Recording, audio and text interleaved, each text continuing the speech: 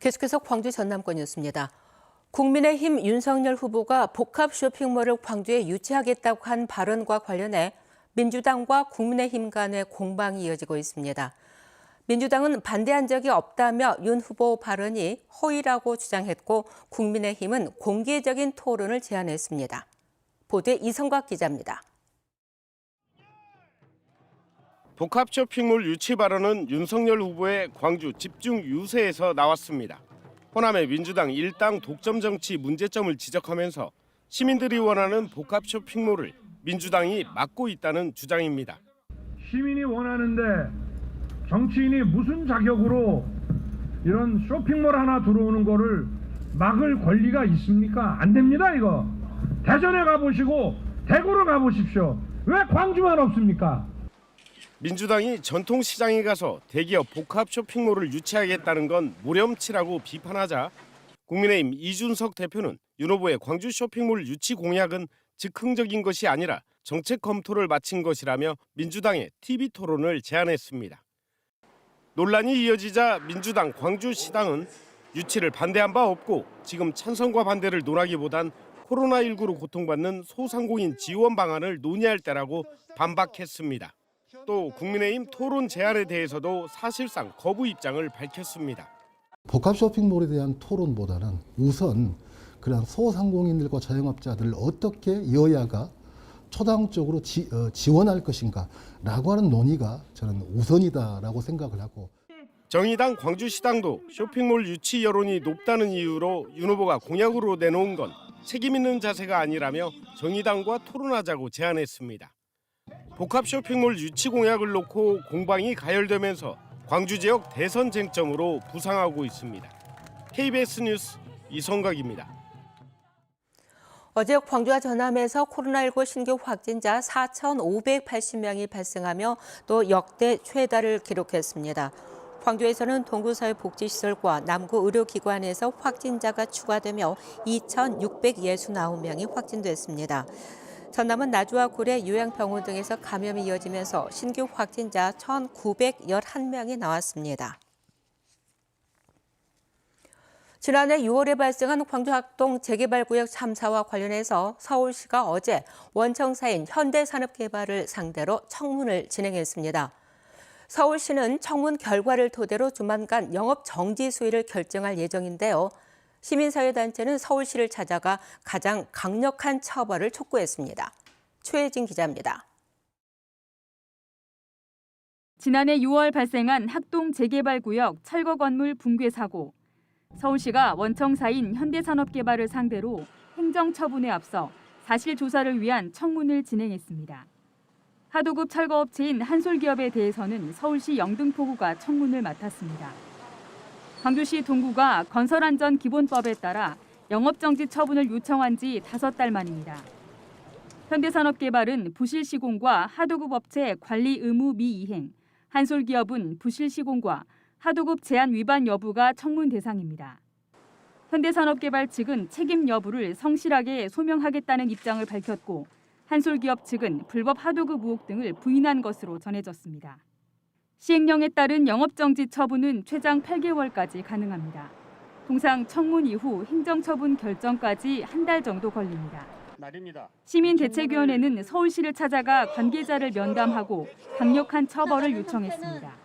오직 이윤과 탐욕만을 추구하는 기업은 반드시 처벌받는다는 사례를 남길 것입니다. 노동자 6명이 사망한 화정 아이파크 붕괴 사고와 관련해서도 행정처분 절차가 진행될 예정입니다. 피해자 가족들은 현대산업개발 측이 처벌에 앞서 보상 문제를 명확히 책임질 것을 요구하고 있습니다. 산재도 아니에요. 이거는 살인이에요, 말 그대로. 법적인 책임 이런 거는 본인들이 알아서 질 문제고 저희한테부터 책임을 지라는 거죠. 국토교통부는 이르면 다음 달 화정 아이파크 사고 조사를 마무리할 예정인 가운데 광주시 서구는 국토부 조사 내용을 토대로 서울시에 행정처분을 요청할 계획입니다. KBS 뉴스 최진입니다.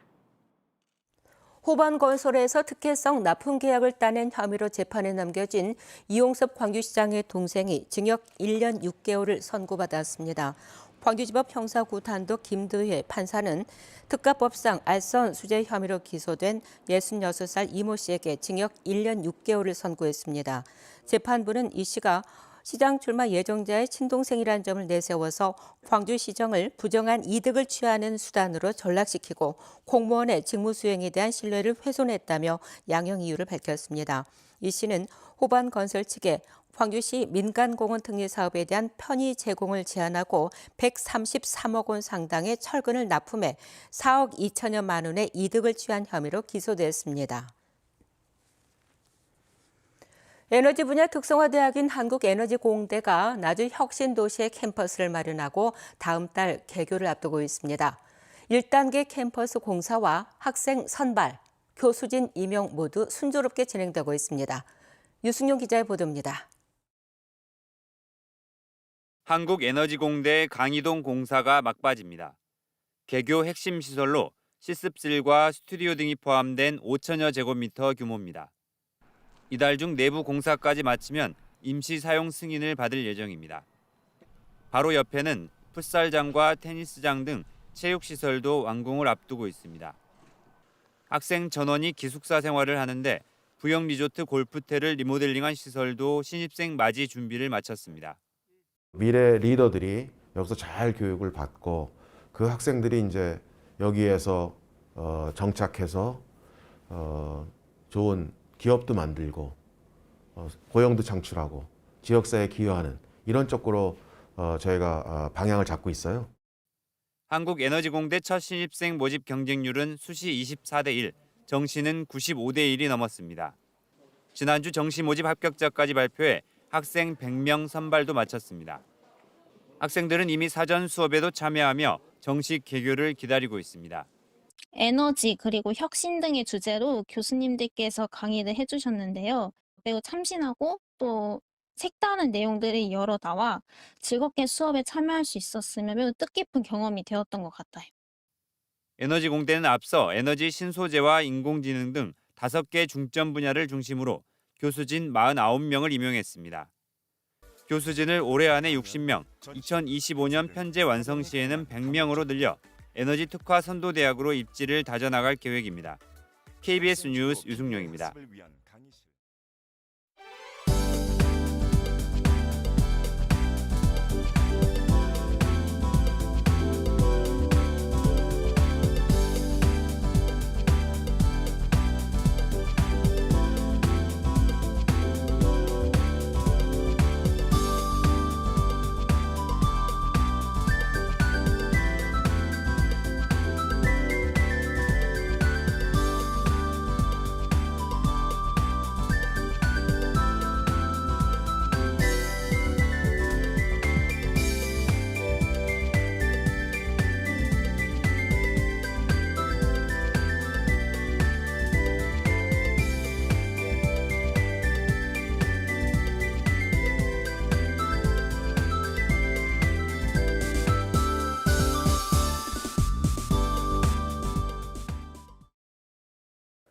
오늘 아침도 추위가 계속되고 있습니다. 광주의 아침 최저 기온이 영하 6도 안팎, 일부 전남 내륙 지역은 영하 10도 안팎까지 뚝 떨어졌습니다.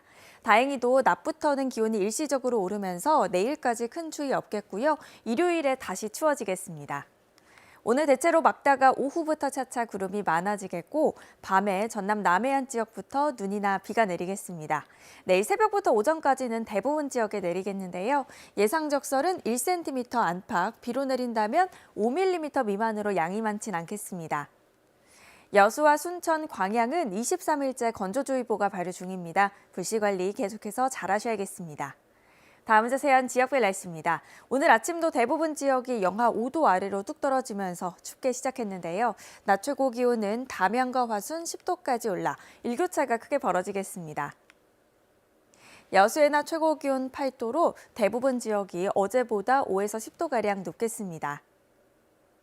목포의 한낮 기온 8도, 영암 9도, 해남과 완도 8도까지 올라 평년과 비슷하겠고요.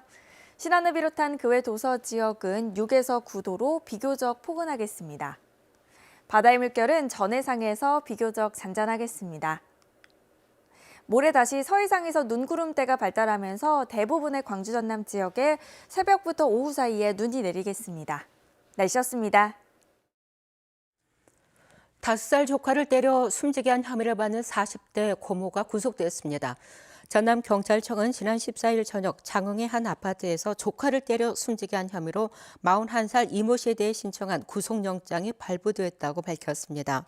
이 씨는 A양에 대한 폭행을 일부 시인했지만 사망에 이른 것은 사고였다며 혐의를 부인한 것으로 알려졌습니다. 최근 여수 산단 내 여천 NCC 폭발 사고로 작업자 4명이 숨진 가운데 여수 산단에서 최근 5년여 동안 25명의 사상자가 발생한 것으로 집계됐습니다. 더불어민주당 김회재 의원은 한국산업단지공단의 중대사고 현황 분석 결과 여수 산단에서 2017년부터 현재까지 17건의 중대사고가 발생해서 15명이 숨지고 10명이 다쳤다고 밝혔습니다. 이 기간 전국의 20년 이상 노후 산단에서는 99명이 숨지고 127명이 다친 것으로 나타났습니다. 광주시가 올해 지방 공무원 451명을 선발하기로 하고 데이터 직류를 처음 신설했습니다. 데이터 직류는 인공지능 산업 등을 위한 빅데이터 전문가 수급을 위한 것으로 인공지능 관련 주요 부서에 배치됩니다. 광주시는 또 이번 채용에 국제양궁대회 개최, 도심 융합특구 조성, 감염병 관리와 장애인 복지 등 공공서비스 확대 등의 인력 수요를 적극 반영했다고 설명했습니다. 금요일 아침에 함께한 KBS 뉴스를 마칩니다. 감사합니다.